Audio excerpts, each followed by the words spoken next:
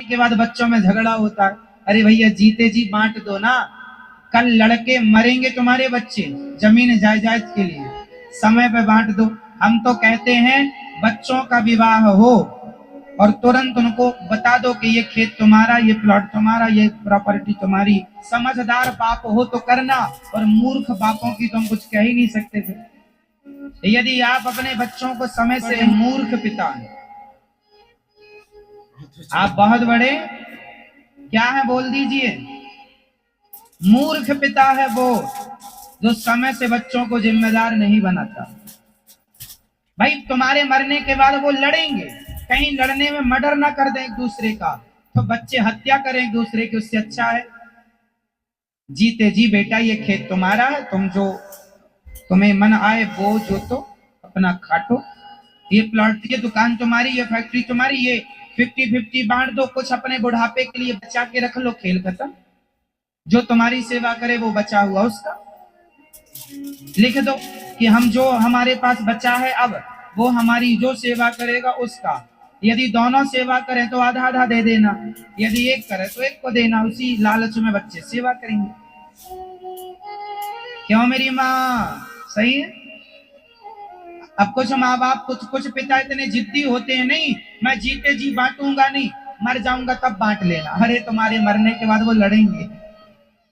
एक नंबर का मूर्ख बाप है ये, यदि किसी का ऐसा है तो माथे पे लिखवा दो, मूर्ख बाप है ये, मूर्ख। दशरथ जी कितने समझदार हैं, बाल पक गए तो जिम्मेदारी बच्चों को दे रहे हैं। राजा राम बनेंगे, हम अपना एकांत में भगवान का भजन करेंगे। ये समझदार पिता की पहचान है।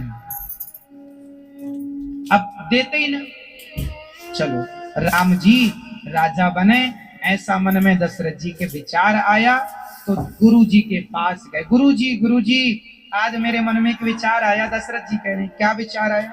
राम को मैं राजा बना दूंगा। गुरु वशिष्ठ जी बड़े प्रसन्न हुए और गुरु जी बोले, बैगी विलंब न करिए नृप, साजिए सबुई समाज, सुदिन सुमंगल तब ही जब राम हो ही जुबेराज। कई लोग कहते हैं गुरु वशिष्ठ जी ने कैसा मुहूर्त निकाला कि राम जी को वनवास जाना पड़ा। अरे गुरु जी ने मुहूर्त निकाला ही नहीं था। गुरु जी ने कहा कि दशरथ जी राम जब राजा बनेंगे तब का मुहूर्त अच्छा होगा। सुदिन सुमंगल तब ही जब राम हो ही जुबराज, जब राम को राजा बनाओगे तब का मुहूर्त अच्छा है। पर दशरथ जी ने कह दिया मैं कल राजा बनाऊंगा। अब कल तो कभी होते ही नहीं। दशरथ जी ने अच्छे काम को कल पर टाल दिया, बस ये गलती हो गई दशरथ जी की, है ना। राजा दशरथ जी से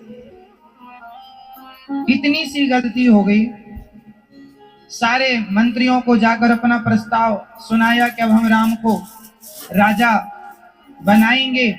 ये चालू हो गई चर्चा, चारों तरफ चर्चा फैल गई, राम जी राजा बनेंगे। अब सारा हर्ष उल्लास से पूरा नगर में भुर ढोल नगाड़े बजने लगे, खूब लड़ुआ बटने लग गए। जब लड़ुआ बटने लगे तो किसी ने मंथरा को लड़ुआ दे दिया। किसको लड्डू दिया? अब यहां देवता लोग बड़े परेशान हुए। देवताओं को लगा कि राम जी राजा बन जाएंगे तो रावण को कौन मारेगा। तब देवता लोग भगवान ब्रह्मा जी के पास गए, बोले आप कुछ करो।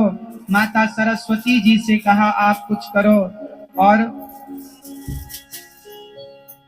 इन्हें राम को राजा मत बनने दो, राम को राजा मत बनने दो। ऐसा किसने कहा? देवताओं ने। तब माता सरस्वती ने कहा, ऊंच निवास नीचे कर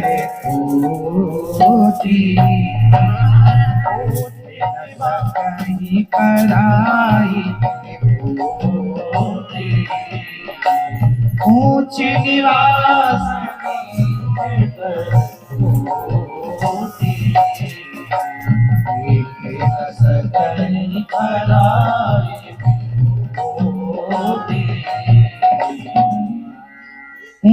निवास नीच करतूती। माता सरस्वती कह रही है, देवता तुम इतने ऊंचे बैठते हो, इतने बड़े हो, लेकिन तुम्हारी सोच कितनी घटिया। ऊंच निवास नीच करतूती, देख न सकें पराई विभूति। आजकल समाज में आपने देखा होगा, कोई तरक्की कर जाए तो जलने वालों की भीड़ लग जाती है। आज दुश्मन कहीं से लाने नहीं पड़ते।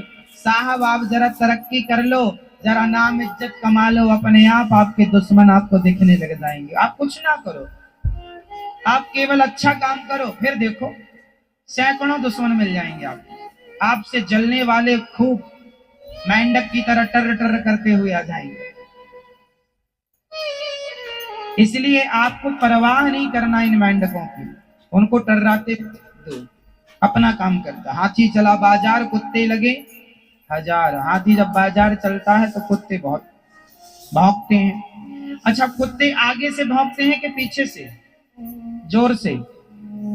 बस वही है, आप आगे आगे चलते हैं, भौंकने वाले कभी आगे नहीं आते, वो पीछे से भौंकेंगे, पीछे से आपकी जो करेंगे बुराई करेंगे, कोई फर्क नहीं पड़ता। आप तो अपना काम। माता सरस्वती जी ऐसा कह रही हैं कि ऊंच निवास नीच करतूती, देख न सकें पराई। जलने वाले बहुत होते हैं। अच्छा, आप लोग किसी से जलते तो नहीं है? आप लोग अपने पड़ोसियों को देख के तो नहीं जलते? मैया आप जलती हो मेरी माँ? नहीं, किसी को देखकर जलने से कोई फायदा नहीं। एक बात बताओ, आपके भाग्य का आप खा रहे हैं और मेरे भाग्य का मैं खा रहा हूं। जिसके भाग्य में जितना ईश्वर ने तय किया है, आपके भाग्य में जितना धन मिलना है उतना मिलेगा, चाहे जमीन में गड़ा हुआ मिल जाए। आपके भाग्य में जितनी खुशी होगी उतना आप खुश रहेंगे, और जितना दुख होगा उतने आप दुखी रहेंगे। सब ईश्वर ने तय कर रखा है, तो हमारे जलने से होगा क्या? जलने से हमारा ही नुकसान होगा, और कुछ हम कर ही नहीं सकते, क्योंकि सब भगवान के हाथ में। आपका पड़ोसी तरक्की कर रहा है, आप कहते हैं अरे बड़ा ये कर रहा वो कर रहा, जितना उसको मिलना है मिल के रहेगा, आप जलो या मर जाओ। इसलिए कोई फायदा नहीं ईर्ष्या करने से, द्वेष करने से। भगवान से ये प्रार्थना करो कि प्रभु उसके भाग्य का उसे मिल रहा है, आप अच्छे कर्म कीजिए, आपका कर्म अच्छा होगा तो आपके भाग्य में ईश्वर आपको भी देंगे। आप परेशान क्यों होते हैं? जलने से प्राप्त क्या कर लेंगे? इसलिए आनंदित रहा करो। दूसरों की प्रसन्नता को देखकर आपको प्रसन्न होना चाहिए। दूसरों की जय जयकार देखकर आपको भी प्रसन्न होना चाहिए। आप भी अच्छे कर्म करेंगे, आपकी भी जय जयकार होगी। जलने से फायदा नहीं। कैकेयी अब सरस्वती माँ ने जाकर मंथरा की बुद्धि बिगाड़ी, मंथरा ने कैकेयी की बुद्धि बिगाड़ दी। कैकेयी ने दशरथ जी से कहा और वनवास राम जी का हो गया।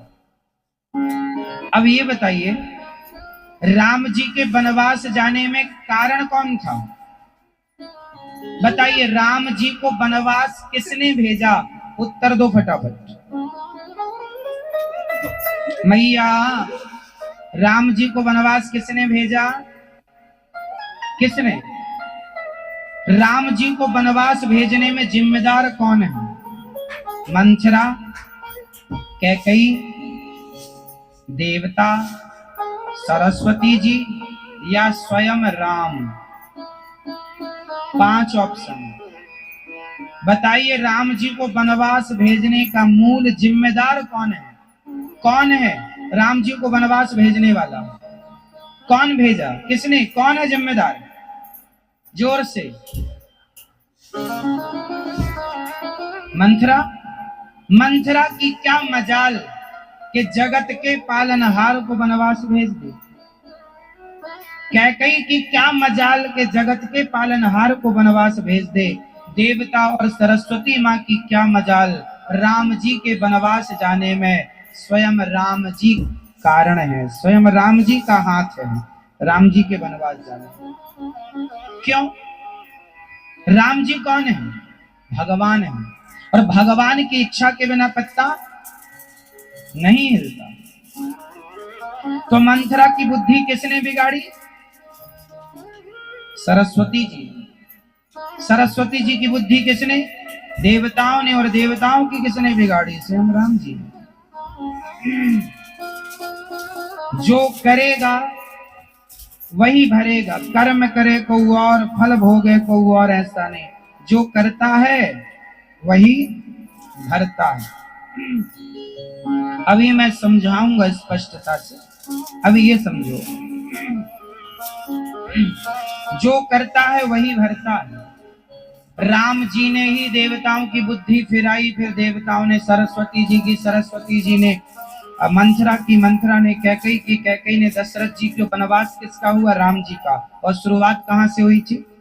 राम जी से। इसको ऐसे समझो, एक संत जी समझा रहे थे कि एक जंगल में एक बगीचे में एक फल लगा था, आम का। एक आदमी वहां से जा रहा था तो फल को देखा। एक आदमी जा रहा था, पका हुआ आम देखा, तो देखा किसने? देखा आंखों ने। आंख देख तो सकती थी पर फल तक जा नहीं सकती। गए कौन? गए पांव। पांव जा सकते थे पर फल को तोड़ नहीं सकते थे। तोड़ा हाथों ने। हाथ तोड़ सकते थे पर उस फल को चख नहीं सकते थे। चखा जिह्वा ने।